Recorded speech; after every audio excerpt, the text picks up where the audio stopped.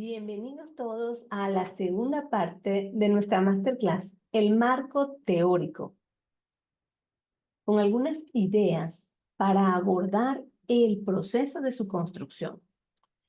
Venimos de una primera parte donde hemos comprendido que antes de abordar la exhaustiva revisión que amerita el proceso de construcción de un marco teórico, requerimos dos elementos que son claves para el bienestar de nuestra investigación. Número uno, desarrollar la matriz epistémica a partir de la concepción de la pentadimensionalidad de nuestra investigación. Y número dos, realizar la llamada matriz a priorística, donde de acuerdo a los objetivos de nuestra investigación vamos a definir esas categorías y subcategorías que le darán vida al inicio de nuestro trabajo de campo, en el cual sin duda van a emerger otras categorías, las categorías emergentes. Entonces vemos, queda claro así pues, que para plantearse una investigación en ciencias sociales particularmente, es necesario evaluar la relevancia teórica, disciplinar y académica. Solo así vamos a garantizar que es una investigación pertinente, sea del nivel que sea, sobre todo si se trata de una investigación doctoral. Porque su significación, incluso a nivel personal, determina la disposición del investigador para desarrollarla. Y esto es muy importante. Como les decía, en otras palabras, ¿qué es aquello en lo que se quieren volver expertos? Porque les tiene que apasionar el tema de su investigación, el tema de su tesis. Sin duda, más que nunca en la actualidad se requiere del investigador una actitud mucho más que explicativa o meramente descriptiva. Se requiere una postura crítica y problematizante frente a la relación de la teoría con la compleja realidad y las distintas problemáticas que de ella se derivan actualmente. Entonces, este proceso de investigación va a constituir un procesamiento categorial constante y la imbricación de estas categorías en una particular concepción que se espera sea innovadora, propositiva y sobre todo, por supuesto, cargada de la creatividad que el investigador debe saber utilizar para realzar sus hallazgos. Pues hay que tener muy en cuenta que las teorías se construyen en función de las diferentes coyunturas históricas, culturales y epistémicas. Y aunque el investigador cualitativo en el mundo simbólico, capturado a través de discursos, no puede subordinarse a premisas teóricas previamente definidas, trabaja sin duda con teorías sustantivas. En unos casos, estas orientan desde el comienzo la indagación y en otros se procura que la teoría emerja de los propios datos, categorías, conceptos y teorías que se desprenden del análisis de la propia información. Entonces, las investigaciones cualitativas, para aquellos que las realizan, deben tomar muy en cuenta, usan conceptos sensibles que buscan capturar los significados y las singulares prácticas de aquellos contextos que van a investigar. La decisión entonces del objeto de investigación está asociada al objeto epistemológico que será abordado, a los objetivos de conocimiento que se pretenden alcanzar y a las preguntas que quieren resolverse, como ya lo vimos en nuestra primera masterclass referida al planteamiento del problema paso a paso.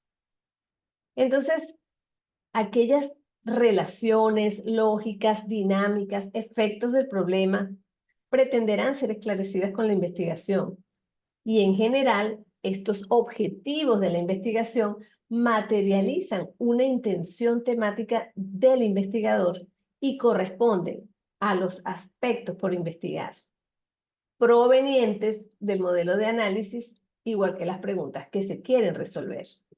Digo todo esto para hacer un clic con la primera masterclass que tuvimos y con esta parte que a continuación vamos a desarrollar.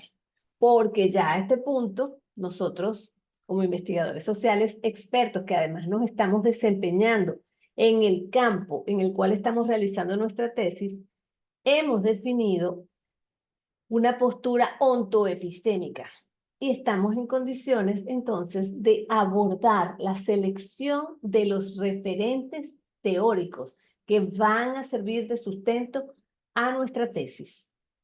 Entonces vamos, sin más dilación, a entrar en el tratamiento adecuado que debemos darle a estos referentes.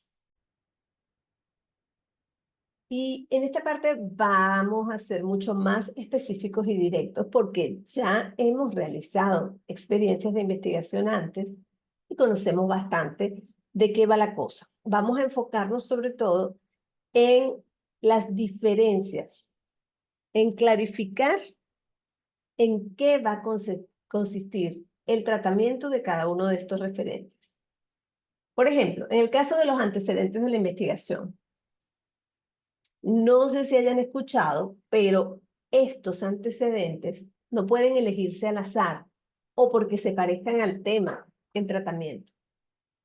No, ellos deben presentar directamente a las categorías del estudio y desarrollarse de preferencia en un contexto con rasgos comunes. Esto último no es obligatorio, pero sí es deseable. ¿Por qué? Porque sobre todo en el ámbito de la investigación cualitativa, no es recomendable generalizar y hay antecedentes que, aunque traten el mismo tópico, si están en un contexto disímil al que estamos abordando, pues puede que no tengan sus resultados relevancia para nuestra investigación. Por esto es recomendable considerar el contexto de aplicación. Es decir, si estamos trabajando, no quiere decir que tengan que ser todos de un mismo país, por ejemplo, todos de Venezuela, no, pero es deseable que sean del contexto latinoamericano porque se va a trabajar con datos cualitativos y lo deseable para que el estudio pueda ser considerado antecedente es que el contexto también sea semejante. Lo que sí es imprescindible es que estos antecedentes trabajen con las mismas categorías del estudio que estamos aspirando a desarrollar. Entonces serán elegidos teniendo muy en cuenta los objetivos. ¿Y qué se recomienda? Que cada objetivo propuesto dentro de la tesis tenga al menos un antecedente, al menos uno, lo deseable serían dos, donde veamos nosotros referencias a investigaciones muy actualizadas hechas en esa dirección. Y me voy a detener acá en lo de muy actualizadas, porque muy actualizada no considero 2018 ni 2019. Y lo voy a repetir, aunque si hay algún estudiante mío escuchando esta masterclass, sabe que siempre lo digo en mis clases, porque hubo un antes y un después con la pandemia del COVID-19. El mundo se transformó. La educación, la sociedad, la economía, la salud, todas las áreas de la vida humana fueron transformadas para bien o para mal por la pandemia de COVID-19. Entonces, nuestros antecedentes, lo deseable es que sean del 2020 para acá. Yo casi diría 2021, cuando ya estábamos, digamos, instalados, inmersos dentro de la pandemia. Y bueno, la investigación que se produjo en ese momento respondía a un nuevo mundo, a una nueva realidad, porque empezaron a surgir nuevas maneras de resolver y de plantearse la existencia luego de ese encierro. Y eso lo sabemos todos. Entonces, es muy importante considerar ese aspecto a la hora de seleccionar nuestros antecedentes en el ámbito que sea y en el nivel que sea nuestra tesis. Entonces, ya dijimos, deben presentar las categorías del estudio. Es deseable que el contexto tenga rasgos comunes. y que sean elegidos teniendo en cuenta los objetivos y que sean de 2020 para acá, ¿ok? Los antecedentes, mientras más actuales y vigentes, mejor. Nosotros vamos a elaborar una especie de estado del arte en ese momento, al hacer los antecedentes, porque tenemos que indagar qué es lo más nuevo, qué es lo último, como quien dice, el último hit que está sonando en esa área del conocimiento, para que esté allí reflejado en nuestra tesis y nosotros estemos al tanto de lo que allí se produjo, no repitamos y no nos desgastemos en cosas que ya están trabajadas y que no van a resultar innovadoras. Ok, cada antecedente debe contener. ¿Cuáles son los datos? Porque allí también he visto que se me enredan mucho y tienden a extenderse demasiado en el tratamiento del antecedente, que si bien es necesario analizarlo a profundidad y demostrar por qué lo considero un antecedente, cuáles son los criterios con los cuales yo lo escogí como antecedente, pues no debo decir, por ejemplo, qué sé yo, de qué color era la pared de la escuela. No, no, no, no. Ni el nombre y apellido de los informantes claves, no. ¿Qué datos son relevantes? El autor y el año, por supuesto, el título de la investigación y su procedencia, el objetivo general que tuvo la investigación, la metodología empleada y los resultados más relevantes en función de este objetivo general. ¿Dónde estuvo esa innovación? ¿Dónde estuvo ese aporte? Estos son los datos suficientes. Después de eso ya yo puedo como investigadora reportar mi análisis de por qué es considerado un antecedente en mi investigación. Esto es lo deseable, pues.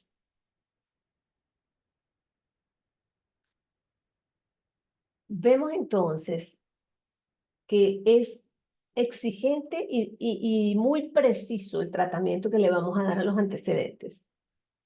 Por ejemplo, es muy importante lo que les digo, explicar por qué se considera un antecedente, en qué aspecto, si es metodológico, temático, en la fundamentación, y cuál es en sí directamente el aporte de cada uno de esos antecedentes a nuestra investigación. Otro aspecto muy importante donde también noté confusión es en el de diferenciar antecedente de referente. Un antecedente puede ser un trabajo de grado, un trabajo de posgrado, un trabajo de ascenso, unos resultados de investigaciones institucionales, ponencias, conferencias, congresos, artículos contenidos en revistas especializadas y puede ser de carácter local, nacional o internacional. Pero un referente porque tiene un reconocimiento internacional en el campo de la teoría donde se está desarrollando ese aporte. Por ejemplo, Vygotsky es un referente, ¿sí? Son autores que han hecho aportes significativos y se convierten en hitos dentro de determinado campo del conocimiento. Entonces, es muy diferente el tratamiento que llevan y es muy diferente el significado de cada uno. Estamos hablando ahora de los antecedentes. Y para cerrar, se recomienda como mínimo, un total de 5 antecedentes. Es deseable que sea más, por supuesto. Entonces, con esto cerramos lo concerniente al tratamiento que le vamos a dar a nuestros antecedentes y espero lo tengan bien presente porque suele generar mucha confusión. Avancemos ahora a los referentes teóricos. ¿Cuál es el concepto de los referentes teóricos que vamos a manejar al momento de elaborar nuestro marco teórico? Los referentes teóricos representan un elemento fundamental para el inicio, el desarrollo y la culminación de cualquier proyecto de investigación, particularmente en el área de las ciencias sociales, debido a la función en lo que respecta a los modelos explicativos, explícitos o no, que guían toda investigación. En general, la teoría desempeña diversos papeles en una investigación. Veamos cuáles. Por ejemplo, número 1, permite la construcción de los objetivos de investigación, porque es a través del conocimiento de esa teoría como nos vamos a plantear nuevos objetivos con respecto a un tema. Número 2, orienta la definición de los diseños de investigación, que irán siempre en coherencia a ese marco teórico o referencial que estamos construyendo. Debe haber congruencia entre marco teórico y marco metodológico, por supuesto. Y por último, la teoría se vuelve a ser vital al momento de la interpretación y análisis de los resultados para arribar a la conclusión. Como vemos, es a lo largo de toda la tesis el elemento vertebrador. Esos referentes teóricos nos van a acompañar de principio a fin. Vamos a ver entonces cuáles son ellos. Tenemos en primer lugar las bases conceptuales. Estas bases conceptuales van a ser aquellos términos, conceptos y significados precisos, principales y fundamentales, que son expresión de las categorías y subcategorías involucradas en el problema de investigación que hemos formulado. Es imprescindible ser preciso y tener claro el uso de la terminología para que se vea de forma transparente la relación que tienen los conceptos que estamos manejando entre sí. Esto es fundamental dejarlo claro y por eso es importante una clara base conceptual en toda tesis. De manera que cuando utilicemos las citas textuales, bibliográficas, de los documentos distintos que utilicemos, busquemos dejar claro cuál es la reflexión de nosotros como autores de la tesis, como investigadores. No limitarnos simplemente a citar aquel o este concepto, sino que debemos ser capaces de explicar claramente y analizar su postura y decir por qué nos identificamos con esta definición o con aquella. ¿Qué significa y qué representa? Y llegamos así a las bases teóricas. Ya hemos definido las bases conceptuales. Previamente hablamos de los antecedentes, ¿verdad? Entonces, estamos hablando de las bases teóricas, que son o hacen referencia a ese conjunto de teorías y modelos que constituyen nuestro enfoque, el enfoque escogido por el autor de la tesis o el investigador para explicar, para sustentar cada aspecto del problema planteado. Entonces, va a depender de la naturaleza y las características del problema. Y estas bases teóricas deben dar cuenta, deben explicar las interacciones existentes entre las distintas categorías del estudio. ¿Cómo lo ve el autor? ¿Desde qué teoría? ¿Cuál es ese marco teórico que está sustentando su visión, su perspectiva ante el problema planteado? Se deben presentar las teorías, hacer referencias a sus autores, se debe considerar el contexto histórico e intelectual en el que surgió esa teoría y qué vigencia tiene al momento actual cuando la estoy trayendo para hacer la tesis. Esto hay que evaluarlo muy bien, porque podemos correr el riesgo de estar un poco descontextualizados con respecto a estas bases teóricas que estamos seleccionando. Por eso es importante leer, conocer la producción teórica sobre el tema que estamos desarrollando como tesis, para no quedarnos rezagados en el tiempo y para no dejar por fuera la posibilidad de generar aportes innovadores y sustantivos como lo reclaman los actuales momentos. Vamos a finalizar nuestros referentes teóricos hablando un poco sobre las bases legales. Como ven, en este aspecto estamos siendo bastante claros y precisos porque estamos hablando con personas que han desarrollado investigaciones previamente.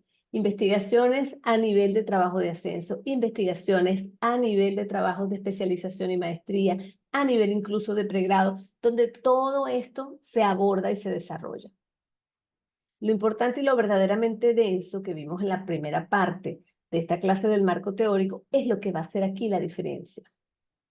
Porque tenemos que aprender a desarrollar esa perspectiva epistemológica clara que va a diferenciar nuestra tesis de cualquier otro aporte habido anteriormente dentro de esa área del conocimiento y que la va a hacer relevante, pertinente, trascendente. Entonces finalicemos esto con las bases legales. Las bases legales, como su nombre lo indica, no son sino las leyes que sustentan de forma legal el desarrollo de determinado proyecto. Son leyes, reglamentos, normas necesarias en algunas, no en todas las investigaciones. Todas no están llamadas a tener bases legales, pero aquellas donde es necesario, hay que respetarlo y colocarlo, no transcribiendo meramente las leyes, que es lo que muchas personas hacen. No, eso no tiene sentido, porque las leyes están allí y su desconocimiento no justifica su incumplimiento. Entonces, no es que estamos dándolo a conocer, no. Es que estamos haciendo un análisis de ese basamento legal y sus implicaciones, no solo legales, sino también filosóficas. Entonces, además de conocer que deben ser presentadas sustentándose en la jerarquía jurídica, es decir, respetando la pirámide de Kelsen, que permite la correcta interpretación para categorizar diferentes y variadas clases o tipos de normas que componen el sistema jurídico, permitiendo identificar y ubicar para determinar así de manera fácil su orden de prevalencia y aplicación y la predominancia de unas sobre otras. Pero donde me interesa hacer énfasis es que en las bases legales hay un contenido filosófico importante que hay que interpretar. En el caso de Venezuela, siempre partiendo desde el preámbulo mismo de la Constitución. No podemos quedarnos en lo pragmático de simplemente señalar un articulado sin ver el impacto, la trascendencia, las consecuencias y el origen y la fundamentación que tiene. Entonces hay que darle una lectura desde la filosofía y en el caso de un doctorado en ciencias de la educación, desde la filosofía de la educación que subyace en ese basamento legal. Porque cuando nos remitimos, y lo sabemos, los que lo hemos leído, les recomiendo leerlo, cuando nos remitimos al preámbulo de la Constitución Nacional, encontramos allí filosofía, principios filosóficos que tienen implicaciones directas en la concepción legal y en la aplicación de esta norma. Y por supuesto dentro del contexto de cada una de nuestras investigaciones. Ahora veamos cuál es el proceso de integración del marco teórico como perspectiva teórica del investigador. Porque no podemos presentar eso como una superposición o una yuxtaposición de ideas, de teorías, de conceptos, de leyes, no. Eso debe estar integrado para que conforme la perspectiva teórica del investigador, porque es lo que representa el marco teórico. Entonces tenemos en primer lugar la pentadimensionalidad, que se refiere a las 5 dimensiones fundamentales que deben considerarse al construir un marco teórico. Hablábamos en la primera clase de la dimensión epistemológica, la dimensión ontológica, la dimensión axiológica, la dimensión metodológica y la dimensión teleológica. Entonces, la pregunta allí es, ¿cómo influye la pentadimensionalidad en la integración del marco teórico? Pues simplemente que al definir claramente y robustamente estas dimensiones, el investigador establece una base sólida para seleccionar a partir de esa pentadimensionalidad las teorías y conceptos que son más adecuados, coherentes para el estudio a realizar. Entonces, es un punto de partida. Luego, hablábamos de la matriz priorística, que es una herramienta que ayuda a organizar y a relacionar los conceptos de la investigación y se construye antes de la investigación, como su nombre lo indica. Sirve como guía para el desarrollo y el análisis. ¿Cómo funciona en la integración del marco teórico la matriz priorística? Bueno, simplemente ella va a permitir identificar las relaciones entre las categorías y las subcategorías a priori. Definir esas categorías y subcategorías de las cuales parte la indagación según los objetivos planteados en la investigación. Y organizar la información para el marco teórico de manera sistemática, coherente y ordenada. Entonces, al construir una matriz priorística, el investigador asegura que su marco teórico sea coherente y esté bien estructurado. Lo que tiene estructura prevalece. Entonces, esto le da consistencia a la investigación. Y finalizando esta parte del proceso de integración del marco teórico como perspectiva teórica del investigador, veamos entonces cómo intervienen los antecedentes, las bases legales, las bases conceptuales y teóricas en esta integración. Los antecedentes, que son seleccionados para cada uno de los objetivos de la investigación, son estudios previos que se relacionan con el tema de investigación. Ahora, ¿cómo influyen en la integración del marco teórico? Ellos permiten identificar dónde están las lagunas de conocimiento que dejaron esas investigaciones actuales pero anteriores a la mía, justificar la relevancia del estudio a partir de lo que está ocurriendo, de ese estado del arte que ya yo he estudiado y establecido, justifico la relevancia de este aporte porque me doy cuenta que va a ser efectivamente innovador. Permiten establecer el estado del arte en el tema y proporcionan un marco de referencia para la interpretación de los resultados. Recuérdense que les dije que deben seleccionarse en función de los objetivos, en función de esas categorías que emanan de los objetivos y sus subcategorías, y en función también del contexto, para que tengan pertinencia. Luego, las bases legales razonadas, cómo inciden en la integración de esa perspectiva teórica sólida que debe mostrar todo investigador en su marco teórico. Las bases legales deben reflexionarse cuestionando el modelo de hombre y sociedad que se quiere formar.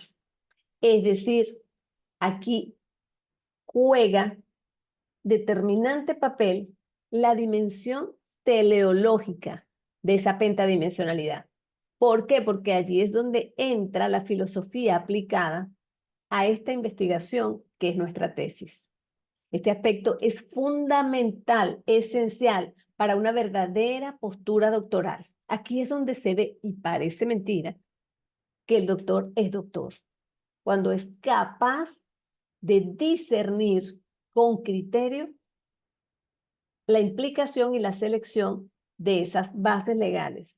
Por eso es que en el marco teórico es donde realmente se hace el doctor, porque es donde es capaz de integrar una propia, original, auténtica y sólida perspectiva teórica.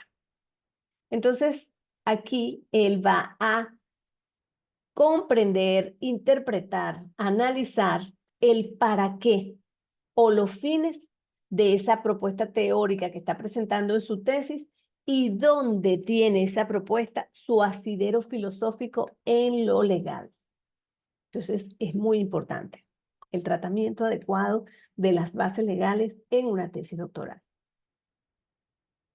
Finalmente, lo que hablamos sobre las bases conceptuales y las bases teóricas requeridas para cada categoría y cada subcategoría.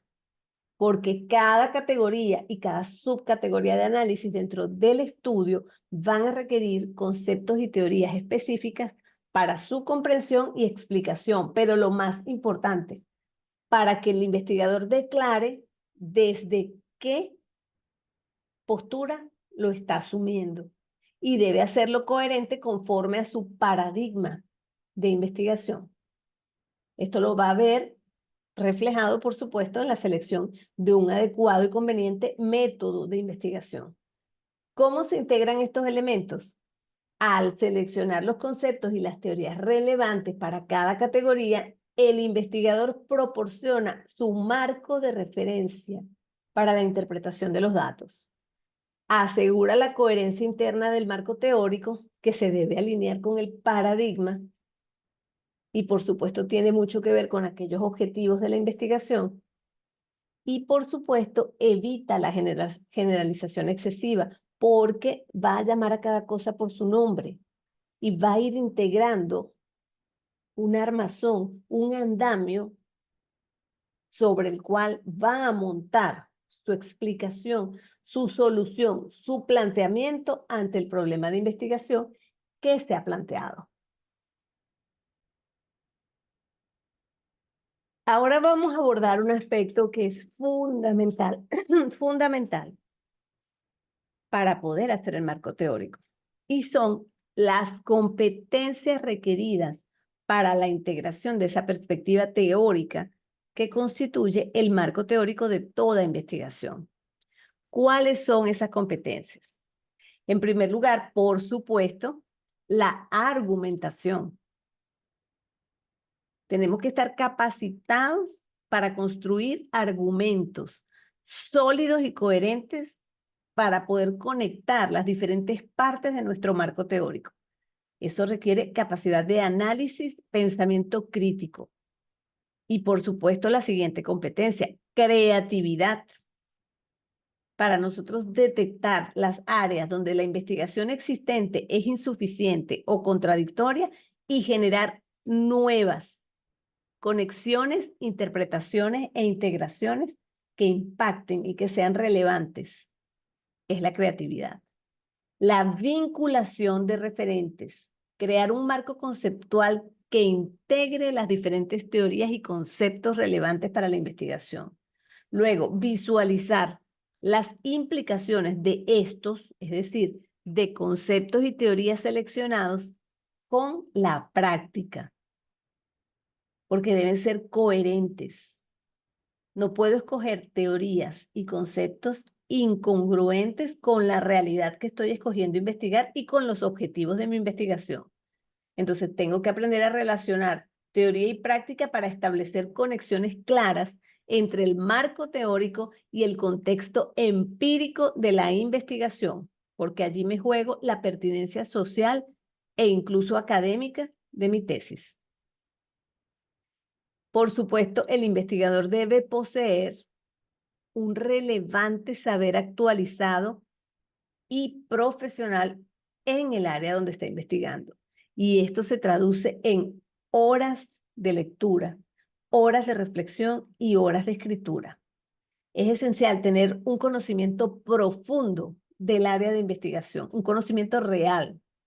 Por eso les decía, ¿en qué área quieren volverse expertos? Porque allí van a tener que invertir lectura, reflexión, escritura y praxis. Es esencial tener un conocimiento real, verdadero, profundo del área de investigación, porque este conocimiento va a ser puesto a prueba a lo largo del desarrollo de la tesis, no solo en el día de la defensa, sino durante el desarrollo, para sortear los diferentes retos que la elaboración de una tesis trae consigo. Entonces, es muy importante identificar las teorías, los conceptos, los modelos relevantes y estar actualizado en la terminología, en sus aplicaciones en la práctica, en las experiencias más recientes y los resultados que han tenido. Esto implica también una capacidad investigativa real. Si yo no sé investigar, tengo que aprender a investigar para poder hacer una tesis. Es imprescindible ser un investigador verdadero, dominar técnicas de búsqueda de información, evaluar la calidad de las fuentes, sintetizar la información de manera efectiva, aprender a trabajar con la inteligencia artificial, que es un elemento que está allí y que debemos utilizar, por supuesto, siguiendo los principios éticos y aprovechando ese gran potencial que ofrece sin poner por ello en juego la verdadera creación de nuestro aporte científico al conocimiento que debe ser nuestra tesis. Eso debe ser nuestro, totalmente nuestro, original, único, virgen. Pensamiento crítico.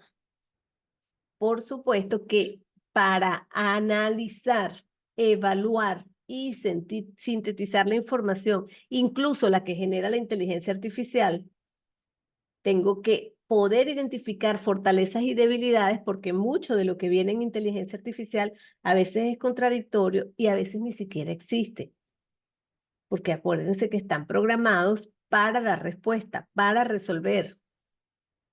Y a veces los resultados, si nosotros no estamos bien formados y bien preparados y confiamos ciegamente en el resultado que emite una IA, podemos estrellarnos feamente porque muchas veces ellos dan resultados erróneos. Entonces, si no tenemos un pensamiento crítico, analítico, que sepa cómo manejar y gestionar el conocimiento y a qué se enfrenta cuando le presentan un resultado de inteligencia artificial, podemos comprometer la tesis. Y por último, por supuesto, conocer sobre la redacción académica, los conectores, el uso adecuado de las citas, expresar ideas de manera clara, concisa y coherente en párrafos breves, no aquellos párrafos de 15, de 12, de 18, no. Párrafos de 8 a 10 como máximo. Líneas. Ese es el número de líneas, porque no puedes agotar al lector abarrotando un párrafo en 15 líneas diciéndolo todo allí. No, no, no. Eso no, eso va en contra de la lectura adecuada, la percepción. Eso atormenta al lector. Un jurado que ve párrafos grandes se predispone, se indispone hacia esa tesis porque es una lectura agotadora y que muchas veces no lleva a ninguna parte, porque en un párrafo largo, como escritor, tienes más posibilidad de perderte en la redacción y olvidar por qué fue que empezaste a escribir ese párrafo. Es muy importante esa capacidad de redacción académica clara, concisa y coherente.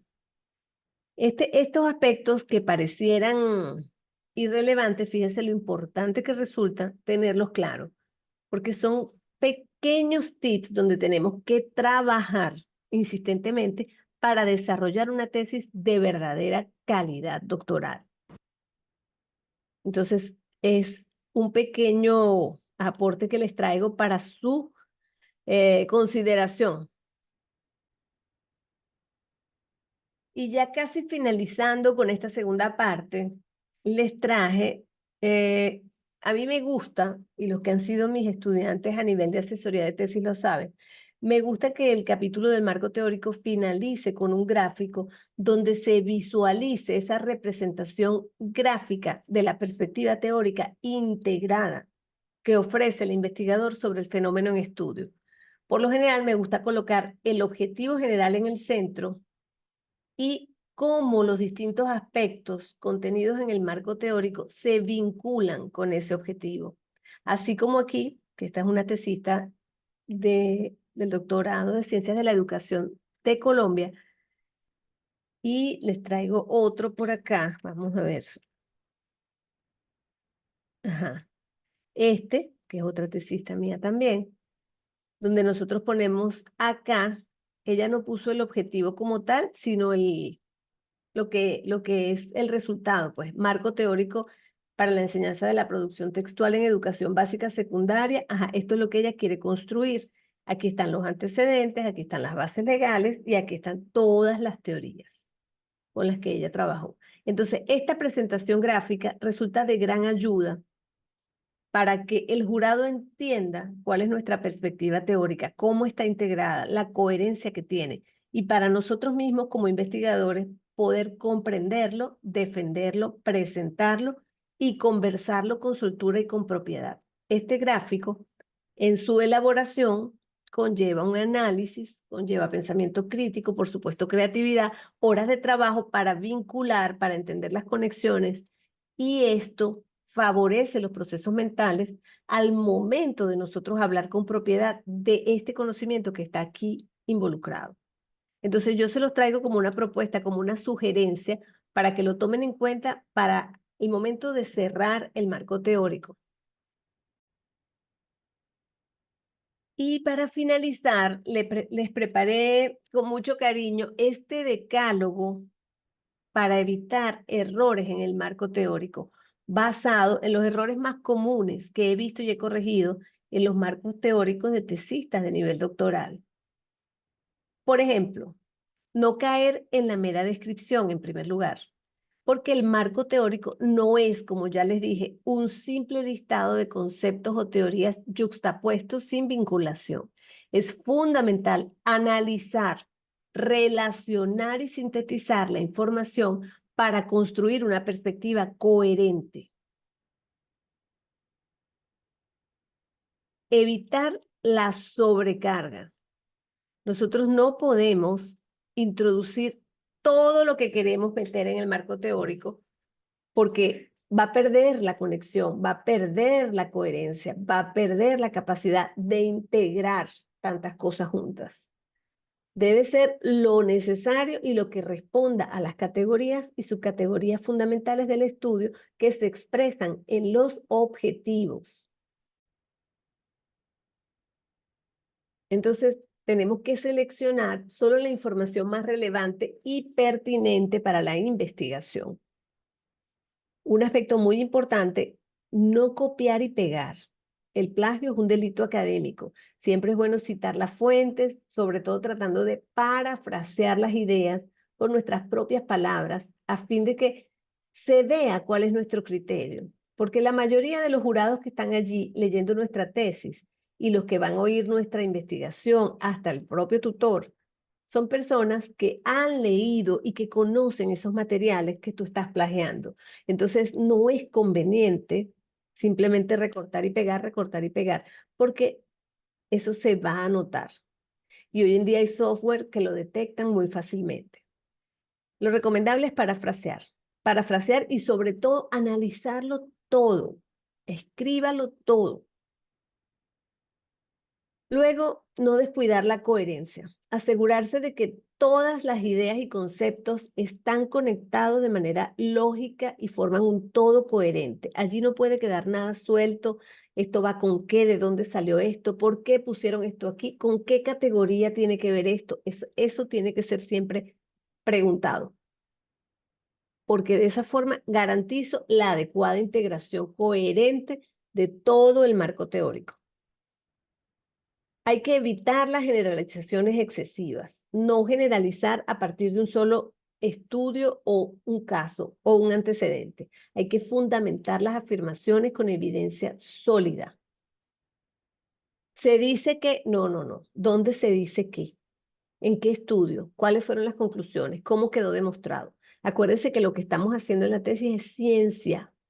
Es ciencia social, pero es ciencia. Entonces, las afirmaciones deben fundamentarse con evidencia sólida. Por supuesto, no descuidar la actualización. La investigación es un campo dinámico y ya les expliqué que de 2020 para acá, a nivel mundial, estamos en otro universo. Una realidad distinta, un antes y un después de 2020, antes 2020, después. Entonces tenemos que asegurarnos que nuestro marco teórico esté actualizado y considere las investigaciones más recientes en el campo. Otro aspecto fundamental, no confundir planteamiento del problema con marco teórico. Revisé, y lo digo con propiedad, muchísimos planteamientos del problema que estaban redactados como marco teórico, sin piso, sin contexto, sin realidad. Y si no hay realidad, no hay problema, no hay ontología. Entonces, el marco teórico es el marco teórico y acabamos de ver aquí su estructuración y el planteamiento del problema es la ontología de la tesis.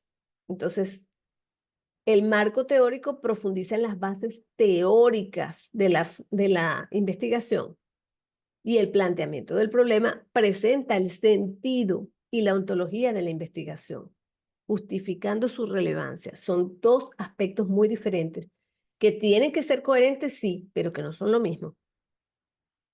Muy importante no olvidar nunca incorporar a todos esos referentes la perspectiva del investigador, porque ese marco no es un marco ajeno, es tu marco referencial, es tu enfoque. El marco teórico refleja tu propia perspectiva y enfoque sobre el tema. Entonces tú tienes que estar allí, analizando, escribiendo, reflexionando, viviendo ese marco teórico como si fuese un muñeco de plastilina al que tú le vas a dar forma con tu análisis, con tu capacidad de pensamiento crítico, con tu creatividad.